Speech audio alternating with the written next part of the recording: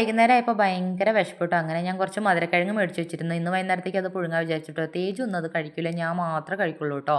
അങ്ങനെ വേഗം തന്നെ കിഴങ്ങെല്ലാം കഴുകി വൃത്തിയാക്കി കുക്കറിലേക്ക് അങ്ങോട്ട് മുറിച്ചിട്ടോ. കുറച്ച് വലിപ്പമുള്ളത് കൊണ്ട് ഒരു വിസിലടുപ്പിക്കാമെന്ന് വിചാരിച്ചേ.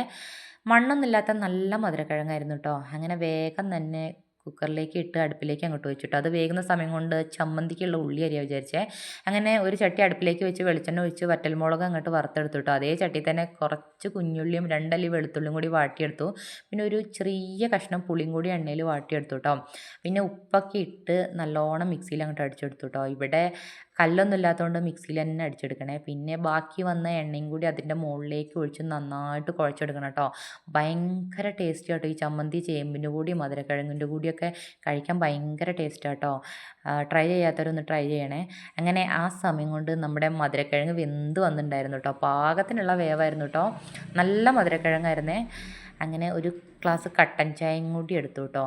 അങ്ങനെ ഞാൻ ചൂടുള്ള മധുരക്കിഴങ്ങിൻ്റെ മേലെ നല്ല വറ്റൽമുളക് ചമ്മന്തിയും കൂടി ഇട്ട് നല്ലോണം കഴിച്ചു കേട്ടോ. ഭയങ്കര ടേസ്റ്റായിരുന്നേ. അകത്ത് പോയി വിശാലമായി കഴിച്ചു കേട്ടോ. പിന്നെ കുറച്ച് തേജുവിനും വാരി കൊടുത്തേ.